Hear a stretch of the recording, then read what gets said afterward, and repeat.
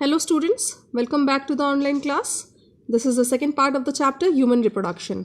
In this part we are going to cover female reproductive system, ovary, mature follicle, hormones of male and females, spermatogenesis and lastly structure of human sperm. Okay, so let's start.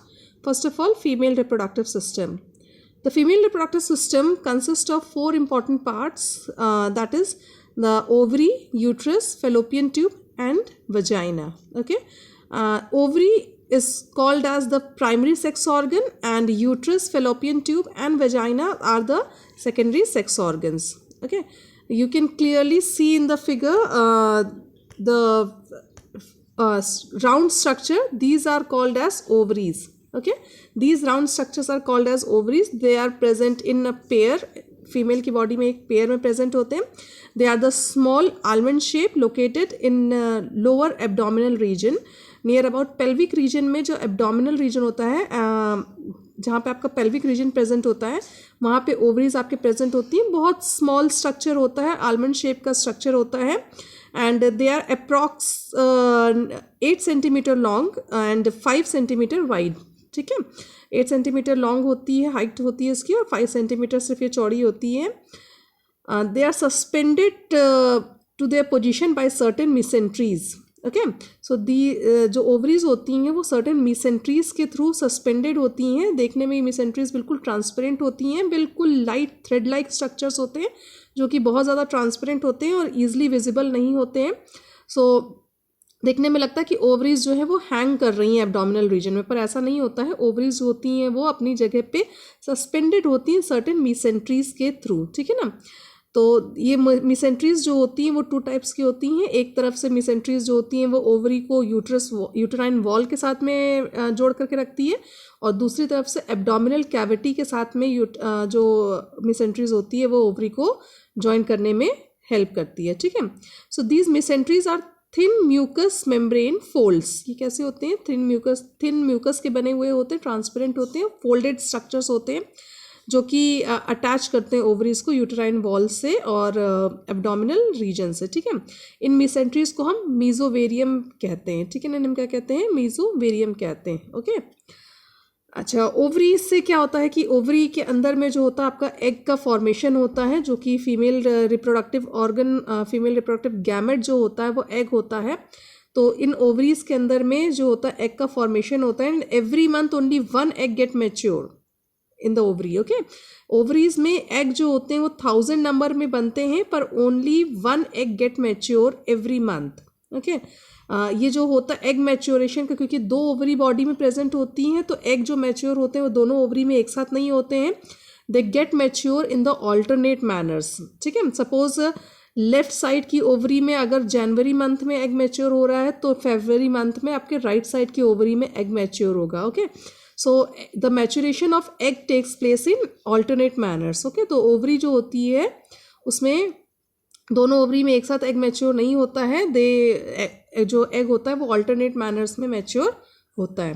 Okay, now ovary जो होता है कि आपके जैसे कि mail में क्या होता है, मैंने आपको बताया था कि मेल गैमेट्स जो होते हैं वो जो मेल गैमेट का फॉर्मेशन होता है वो आपका क्या puberty period start from the puberty period. ठीक है ना.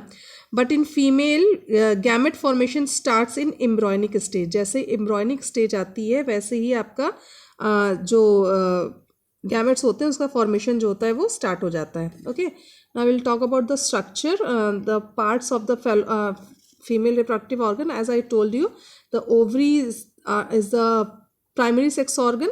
We'll see the figure of ovary later on. We'll talk about the secondary sex organs, that is uterus, fallopian tube and vagina. Okay, तो so females reproductive system जो होता है वो आपके 4 important parts से बना होता है. ovaries, fallopian tube.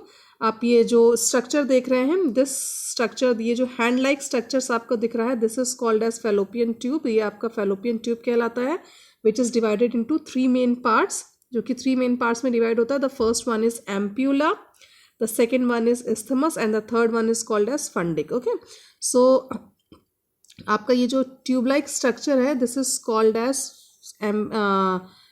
Fallopian tube. इसमें क्या होता है, फैलोपियन ट्यूब 3 मेन पार्ट्स में डिवाइडेड होता है.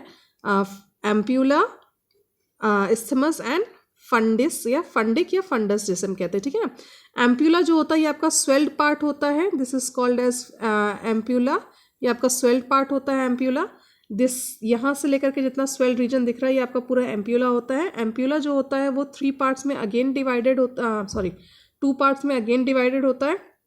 जो आपका ये रीजन होता है, this region is called as infundibulum, इसे हम क्या कहते हैं, इनफंडिबुलम कहते हैं। इनफंडिबुलम के पास से छोटी छोटी फिंगर लाइक प्रोजेक्शंस निकलते हैं, this is called as fimbriae, इसे हम क्या कहते हैं, फिम्बरी कहते हैं, ठीक है।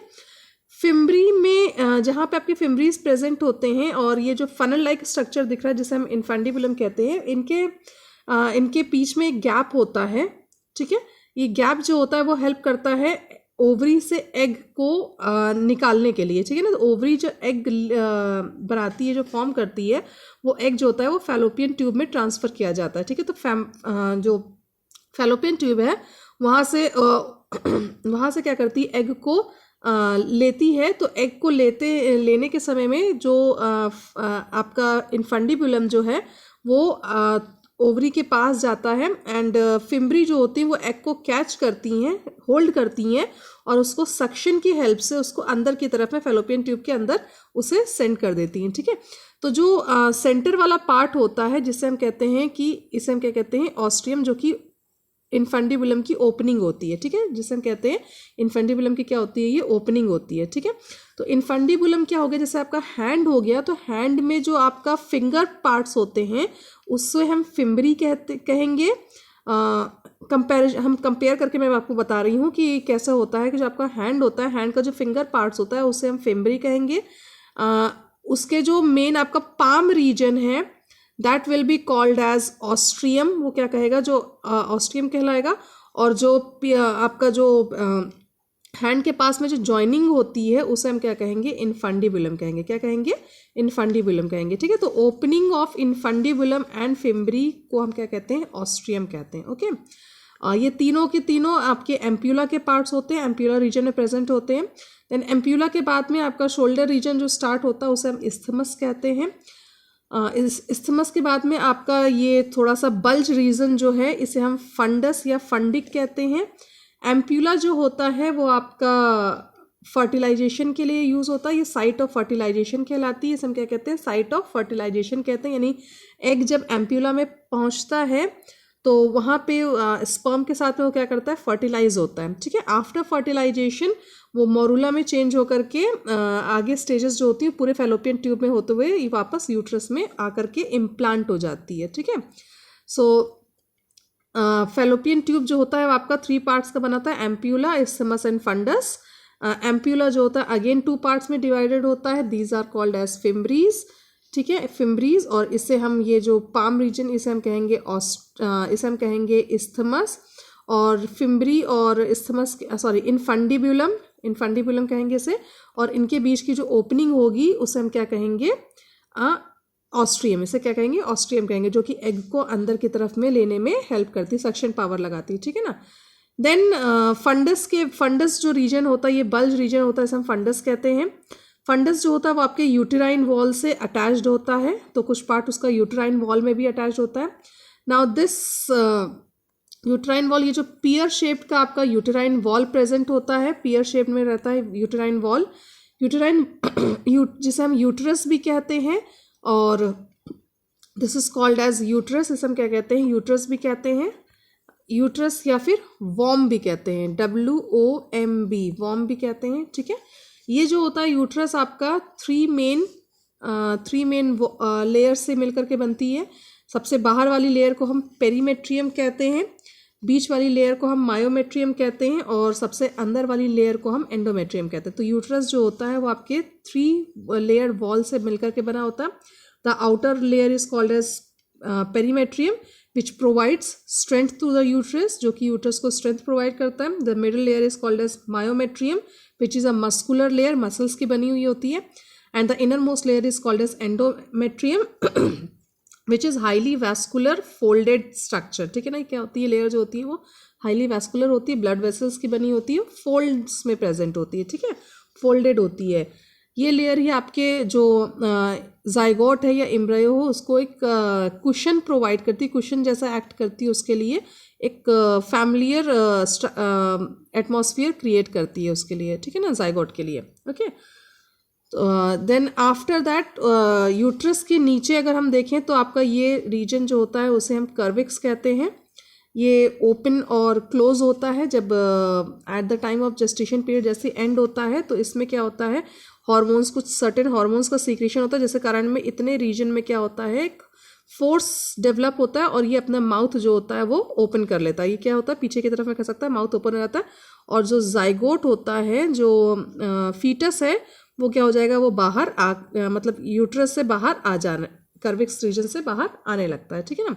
कर्विक्स रीजन के बाद में आपका वजाइना शुरू होता है। वजाइना जो होता है सबसे लास्ट पार्ट होता है फीमेल रिप्रोडक्टिव सिस्टम का, एंड वजाइना के बाद में ये छोटी सी आपको जो दिख रही है, ये this is called as vaginal opening, या फिर हम इसे वॉल्वा भी कहते हैं। Okay, as I have told you, vagina जो होती है कि आपका जब प्लेस होता है जहाँ पे डिपोजिशन ऑफ स्पर्म्स होते हैं, ठीक है ना। वजाइना में क्या होता है, आपका स्पर्म्स जो होते हैं वो डिपॉजिट होते हैं आकर के, इसीलिए हम इसको बर्थ कैनाल भी कहते हैं। वजाइना को हम क्या कहते हैं, बर्थ कैनाल भी कहते हैं, ठीक है। तो बर्थ कैनाल यहाँ से क्या होता है, फीटस का बर्थ, आफ्टर दैट फीटस जो होगी वो बाहर आ जाएगा, ठीक है।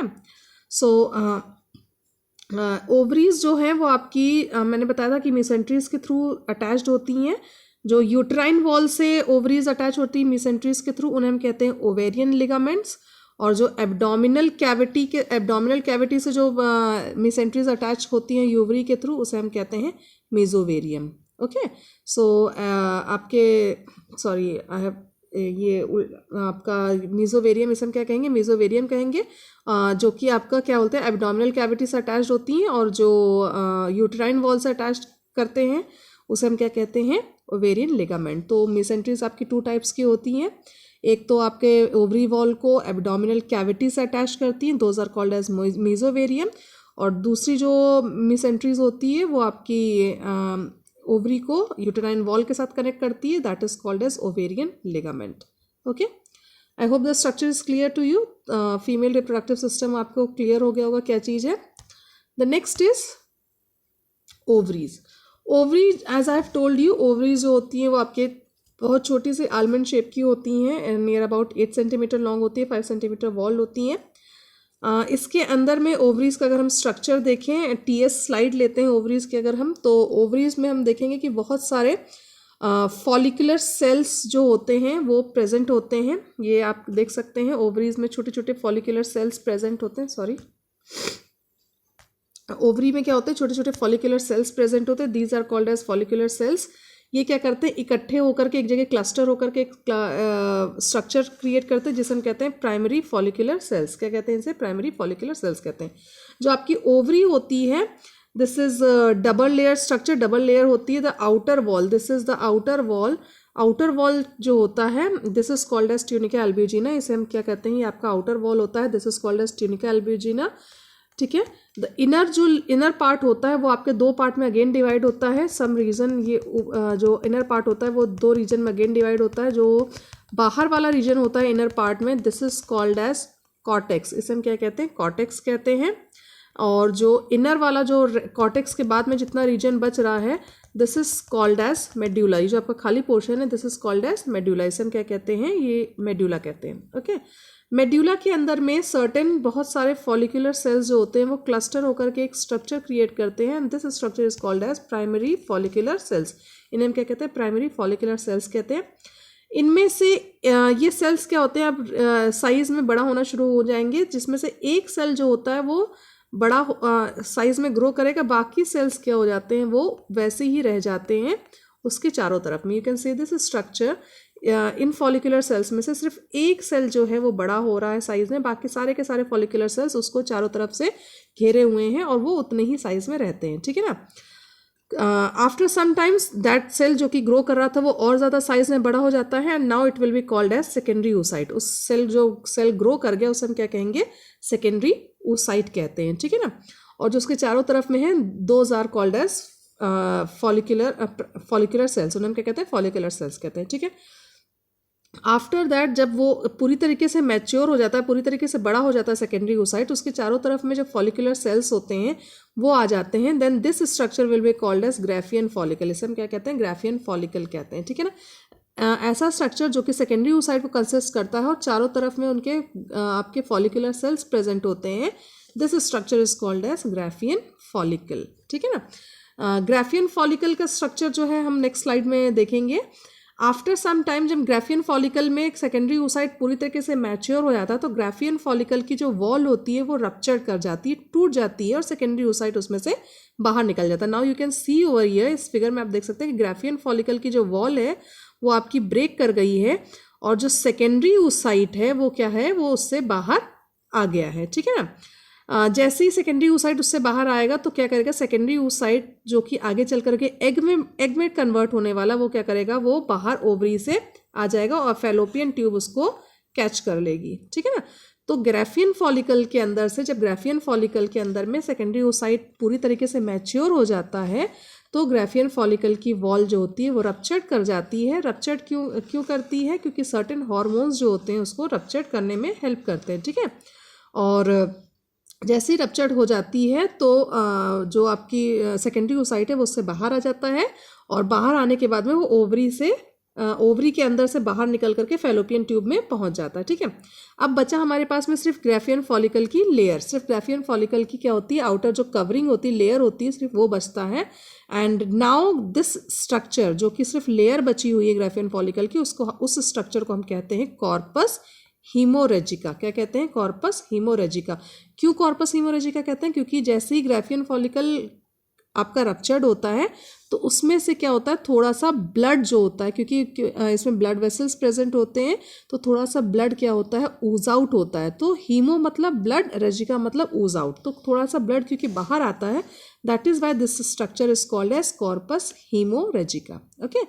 अच्छा, when the wall of Graafian follicle ruptures and secondary oocyte comes out, this process is called as ovulation। इसे हम क्या कहते हैं? ओव्यूलेशन कहते हैं। और ये ओव्यूलेशन जो होता है वो 14th डे पे होता है, ठीक है ना। एवरी मंथ 14 डे पे ये ओव्यूलेशन का प्रोसेस होता है। फर्स्ट डे से जैसे ही प्राइमरी सेल्स बनना स्टार्ट होते हैं उनमें से सेल ग्रो होता है, ग्राफियन फॉलिकल में कन्वर्ट होता है। ग्राफियन फॉलिकल के बाद में जब वो उसकी वॉल रप्चर करती है तो ये रप्चर करने के बाद सेकेंडरी oocyte बाहर निकलता है, तो ये हमेशा हर महीने के 14th डे को ये प्रोसेस जो होता है वो होता है, ठीक है।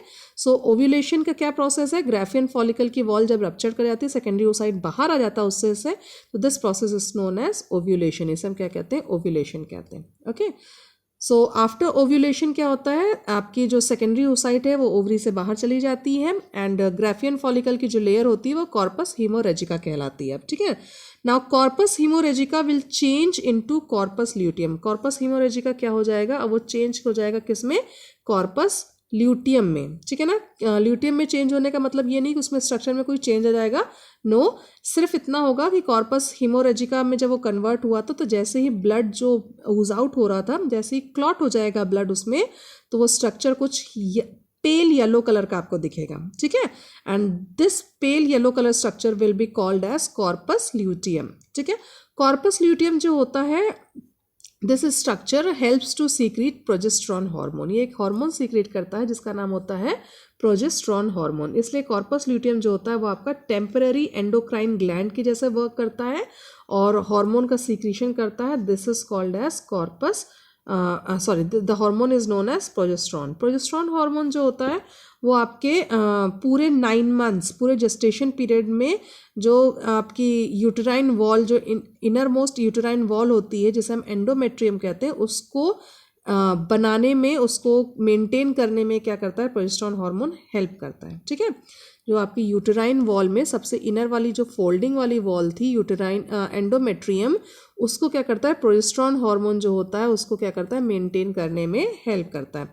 और अगर आपका ओवरी जो कि सेकेंडरी oocyte जो थी वो फैलोपियन ट्यूब में जब पहुंच गई, अगर ये स्पर्म के साथ में फर्टिलाइज हो जाती है तो प्रोजेस्टेरॉन हार्मोन आपके पूरे 9 मंथ्स कंटिन्यू सीक्रेट होगा। और अगर ओवरी और स्पर्म का फर्टिलाइजेशन नहीं होता है तो क्या होगा? प्रोजेस्टेरॉन हार्मोन का सीक्रेशन बंद हो जाएगा और कॉर्पस ल्यूटियम जो हो जाएगा वो धीरे धीरे आपका गायब होने लग जाएगा, डिसअपियर होने लग जाएगा, and it will be converted into corpus albicans, ठीक है।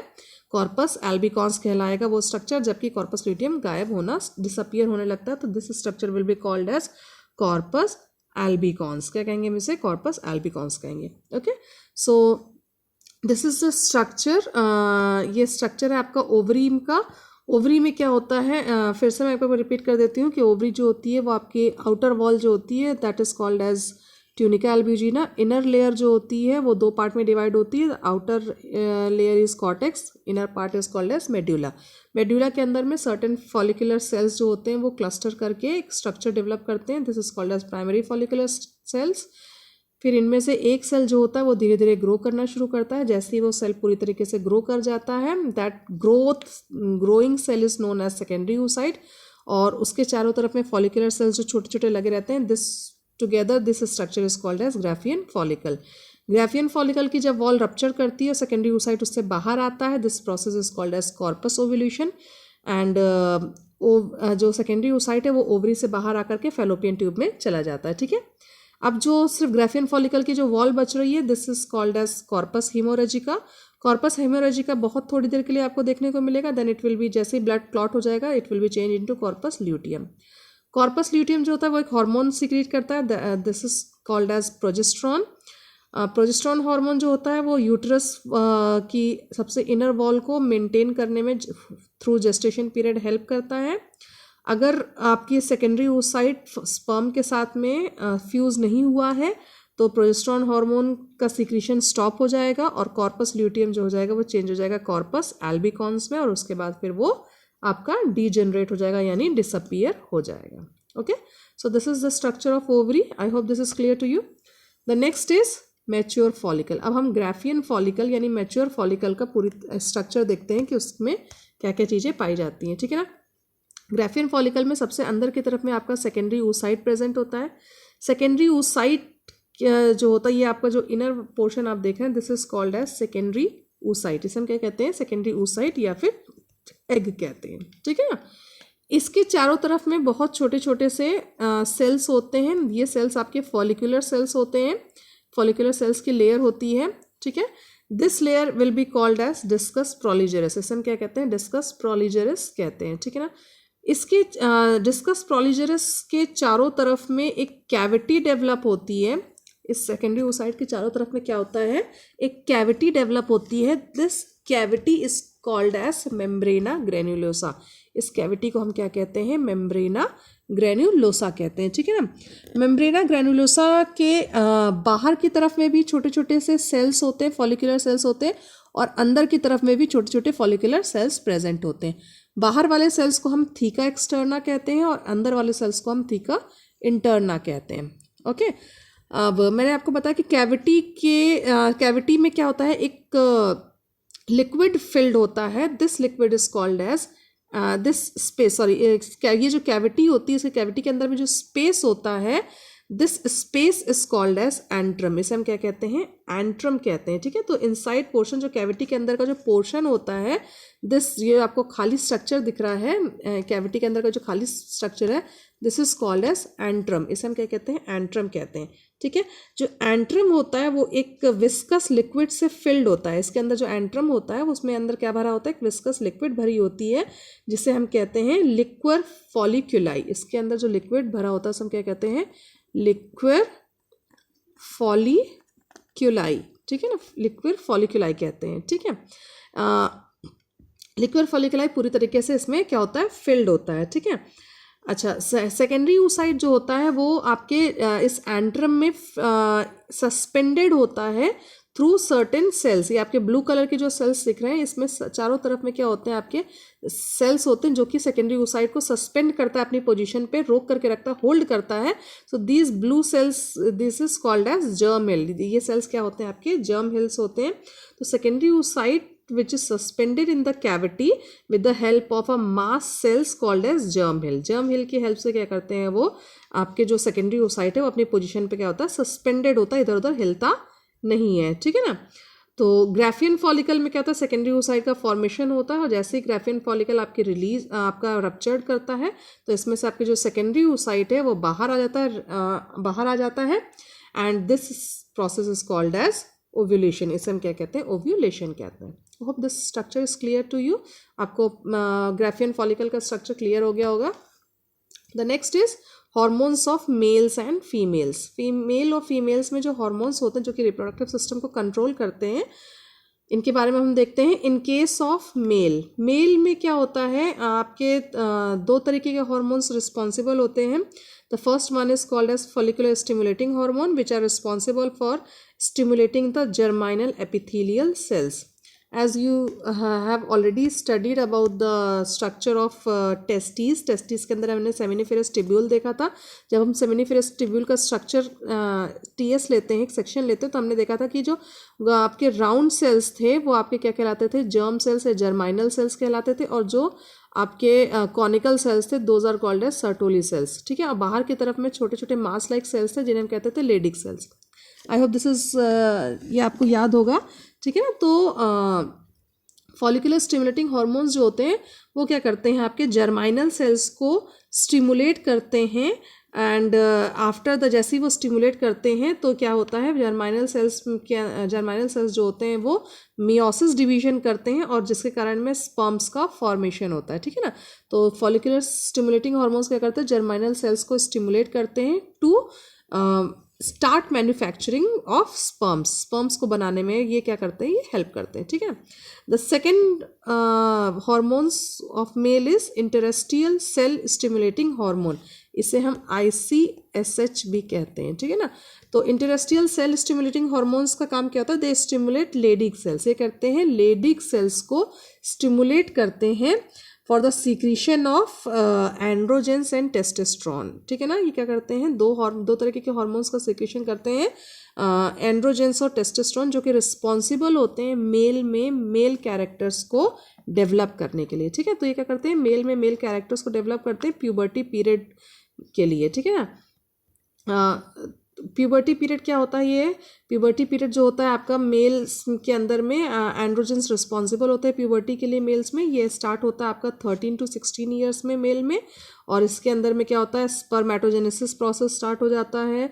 जो वॉइस होती है वो डीप होने लगती है मेल की, आपका मेल वॉइस बॉक्स जो होता है वो एनलार्ज कर जाता है, हेयर पैटर्न्स आने लगते हैं बॉडी में, शोल्डर्स ब्रॉड हो जाते हैं, हाइट इंक्रीज करने लगती है, बियर्ड और मुस्टैच का फॉर्मेशन स्टार्ट हो जाता है. These are the certain changes which appears in the male. जब आपका इंटरेस्टियल सेल आपका ICSH जो होता है वो हार्मोन्स का सीक्रेशन स्टार्ट कर देता है, वैसे ही जैसे ही स्टार्ट होता है एंड्रोजेंस और टेस्टोस्टेरोन हार्मोन का सीक्रेशन, वैसे ही ये सारे चेंजेस जो होते हैं मेल की बॉडी में डेवलप होने लगते हैं. And these changes are called as puberty period. इसे हम क्या कहते हैं, प्यूबर्टी पीरियड कहते हैं. ओके. तो आपके जो आपका एक और सर्टोली सेल्स जो है वो दो तरीके के प्रोटीन का सीक्रेशन करते हैं. ये प्रोटीन्स आपके एंड्रोजन बाइंडिंग प्रोटीन और इनहिबिन प्रोटीन होते हैं जो कि हेल्प करते हैं स्पर्म्स को नरिश करने के लिए. ओके. सो फॉलिकुलर स्टिमुलेटिंग हार्मोन्स का काम क्या होता है, ये जर्माइनल सेल्स को स्टिमुलेट करते हैं स्पर्म्स के सीक्रेशन के लिए. फिर स्पर्म्स जैसे ही बन जाते हैं वैसे सर्टोली सेल्स अपने प्रोटीन सीक्रेट करते हैं, एंड्रोजन बाइंडिंग प्रोटीन और इनहिबिन, जो कि हेल्प करते हैं स्पर्म्स को नरिश करने के लिए, उनको प्रोटेक्ट करने के लिए. एंड लेडिक सेल्स जो होते हैं वो मेल्स के अंदर में प्यूबर्टी पीरियड को डेवलप करते हैं. Okay. Now in case of females के केस में क्या होता है, पहला हार्मोन जो होता है वो आपका फॉलिकुलर स्टिमुलेटिंग हार्मोन्स होता है which are responsible to stimulate the follicular cells of ovary. ये क्या करते हैं, ओवरी के अंदर में जो फॉलिकुलर सेल्स होते हैं उनको स्टिमुलेट करता है कि वो चेंज हो सके ग्राफियन फॉलिकल में. ठीक है ना. तो जितने भी आपके देखे होंगे प्राइमरी फॉलिकल सेल्स क्या होते हैं, एक दूसरे के साथ में छोटे छोटे बन आते हैं, फिर ये डेवलप हो जाते हैं बड़े से स्ट्रक्चर में. This is called as Graafian follicle. तो आपके FSH यानी फॉलिकुलर स्टिमुलेटिंग हार्मोन क्या करते हैं, इन्हीं प्राइमरी सेल्स को क्या करता है, स्टिमुलेट करता है कि वो ग्राफियन फॉलिकल में चेंज हो सके. ओके. नाउ जो आपका फॉलिकुलर स्टिमुलेटिंग हार्मोन होता है वो आपका एक और हार्मोन का सीक्रेशन करता है. This is called as oestrogen. क्या कहते हैं इसे हम, ईस्ट्रोजन कहते हैं, ठीक है ना। ईस्ट्रोजन जो होता है वो ईस्ट्रोजन जो होता है वो रिस्पॉन्सिबल होता है फीमेल में फीमेलिक कैरेक्टर्स को डेवलप करने के लिए, ठीक है। ये क्या करता है, फीमेल्स हैं, फीमेलिक कैरेक्टर्स को डेवलप करता है। तो फीमेल्स में फॉलिकुलर स्टिमुलेटिंग हार्मोन दो तरीके से वर्क करता है। पहला फंक्शन होता है फॉलिकुलर सेल्स को ग्राफियन फॉलिकल में चेंज करना, और दूसरा फंक्शन होता है इसका कि ये क्या करता है, सीक्रीट करता है सेक्स हार्मोन जो कि एस्ट्रोजन कहलाता है, जो कि हेल्प करता है फीमेल्स में फीमेलिक कैरेक्टर्स के डेवलपमेंट के लिए, जिसे हम प्यूबर्टी पीरियड कहते हैं फीमेल्स का। इसमें क्या होता है, चेंजेस क्या होते हैं फीमेल की बॉडी में, ये आपका oogenesis स्टार्ट हो जाता है, मेंस्ट्रुएशन साइकिल स्टार्ट हो जाती है, ओव्यूलेशन स्टार्ट हो जाता है, आपके फीमेल की पेल्विक रीजन जो होते हैं वो वाइड हो जाते हैं, enlargement of breast and mammary glands, deposition of fats in thigh region and hip region. Okay, जो सेकेंड हार्मोन होता है that is called as luteinising hormone. Luteinising hormone जो होता है रिस्पॉन्सिबल होता है ओव्यूलेशन एंड ग्राफियन फॉलिकल को corpus luteum में चेंज करने के लिए, ठीक है। तो ल्यूटिनाइजिंग हार्मोन जो होता है वो इसका भी दो फंक्शन होता है। पहला फंक्शन होता है कि क्या करता है कि आपके ओव्यूलेशन में हेल्प करता है, यानी ग्राफियन फॉलिकल की वॉल को रप्चर करके सेकेंडरी oocyte को बाहर निकालने में हेल्प करता है। और सेकेंड फंक्शन जो होता है वो होता है आपका कि ये कॉर्पस ल्यूटियम में एक हार्मोन का सीक्रेशन स्टार्ट करवाता है, that hormone is called as progesterone, ठीक है ना। प्रोजेस्टेरोन हार्मोन का सीक्रेशन जो हो जाता है वो यहाँ से स्टार्ट हो जाता है। Okay, so this is about the hormones of males and females. The next is spermatogenesis. This is the spermatogenesis as we have already discussed about कि spermatogenesis process जो होता है वो आपका sperm का जब formation होता है, this process is called as spermatogenesis. Okay, जैसे कि मेल में स्पर्म्स के प्रोसेस को हम स्पर्मेटोजेनेसिस कहते हैं, वैसे फीमेल में हम एग के फॉर्मेशन को हम क्या कहते हैं, oogenesis कहते हैं। Together this is called as gametogenesis. Okay, तो जो स्पर्मेटोजेनेसिस का प्रोसेस होता है वो दो पार्ट में डिवाइडेड होता है। The first part is called as formation of spermatids and the second phase is called as spermiogenesis. Okay, so the spermatogenesis का जो प्रोसेस होता है वो आपका दो फेज में डिवाइड होता है। The first one is called as formation of spermatids, ठीक है ना, और सेकेंड होता है स्पर्मियोजेनेसिस कहलाता है। स्पर्मेटिड्स जो फर्स्ट फेज होता है ये आपका 3 पार्ट्स में डिवाइड होता है। पहला पार्ट होता है आपका मल्टीप्लिकेशन का, सेकेंड पार्ट होता है आपका ग्रोथ का, और थर्ड फेज होता है आपका मैचुरेशन का, ठीक है। फर्स्ट फेज क्या होता है, फॉर्मेशन ऑफ स्पर्मेटिड्स में फर्स्ट फेज मल्टीप्लिकेशन होता है, सेकेंड फेज ग्रोथ होता है, एंड थर्ड फेज होता है आपका मैचुरेशन का, ठीक है। So we'll see one by one क्या क्या प्रोसेस होता है इसमें।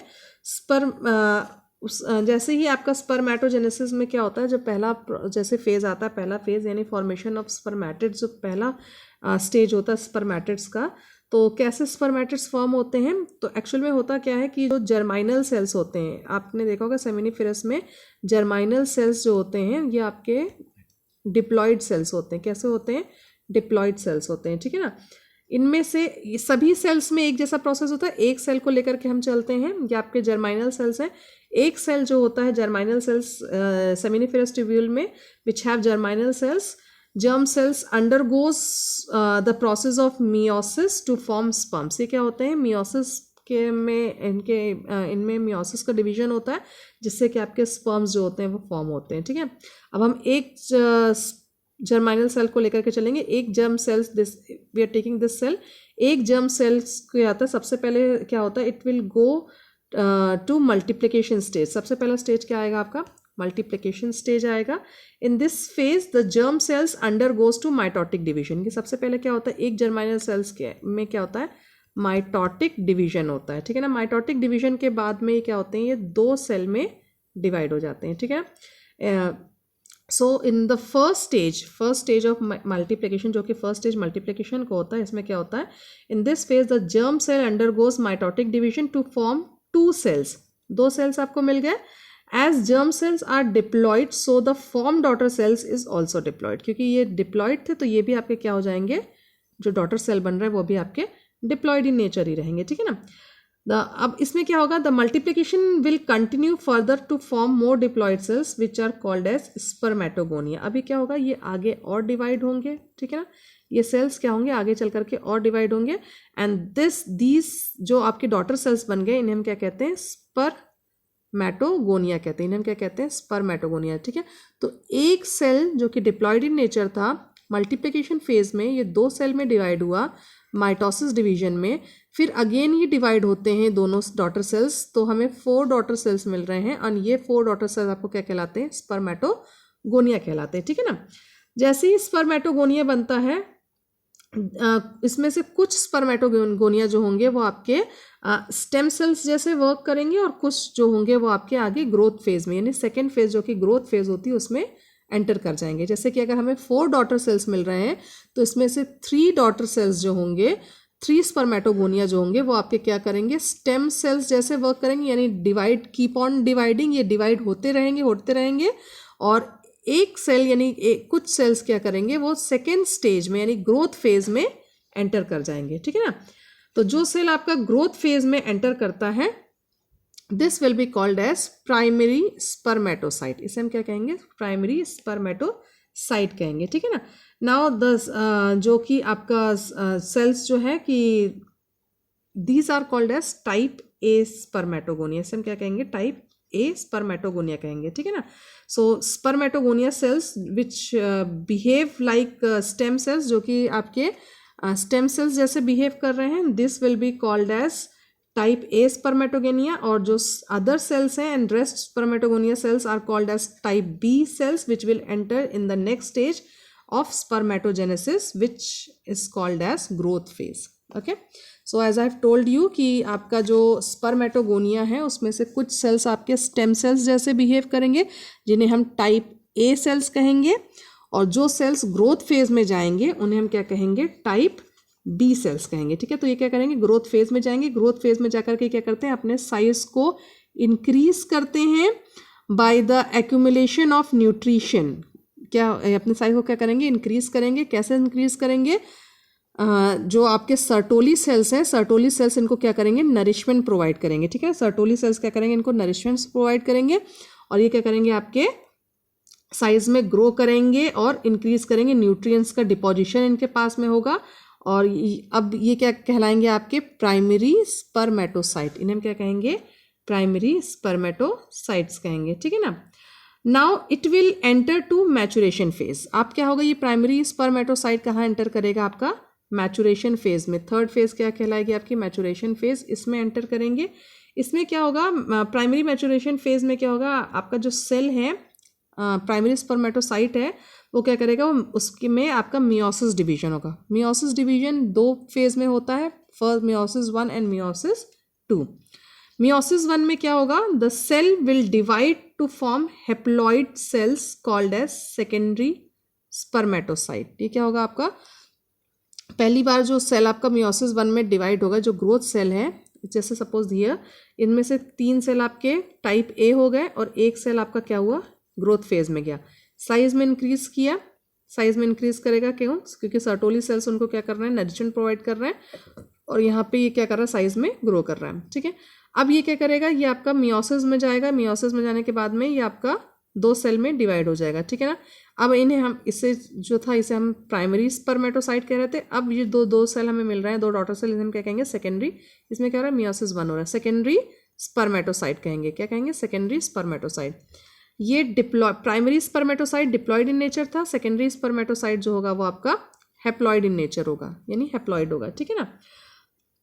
तो जो आपका सेकेंडरी स्पर्मेटोसाइट है, नाउ बोथ, ये दोनों के दोनों फिर से एक डिवीजन होगा जो कि मियोसिस 2 कहलाएगा। इनमें क्या होगा, फिर से एक डिवीजन होगा जो कि आपका क्या कहलाएगा, मियोसिस 2 कहलाएगा, और जिसके कारण में हमें 4 डॉटर सेल्स मिलेंगी। कितनी डॉटर सेल्स मिलेंगी, 4 डॉटर सेल्स मिलेंगी।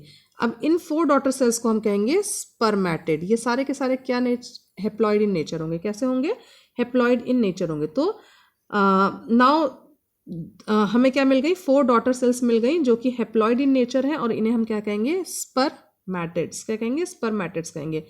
Now these spermatids are not actually sperm, ये स्पर्म्स नहीं है, they are not sperms but are non motile. ये क्या होते हैं आपके नॉन मोटाइल होते हैं, सर्कुलर इन स्ट्रक्चर होते हैं, ये अभी मूव नहीं कर सकते, सर्कुलर स्ट्रक्चर होते हैं। नाउ दीज सेल्स, ये आपके स्पर्मेटिड्स जो होंगे वो क्या करेंगे, स्पर्मेटोजेनेसिस के सेकेंड प्रोसेस में एंटर करेंगे जिसे हम कहते हैं स्पर्मियोजेनेसिस। क्या कहते हैं जिसे हम, स्पर्मियोजेनेसिस।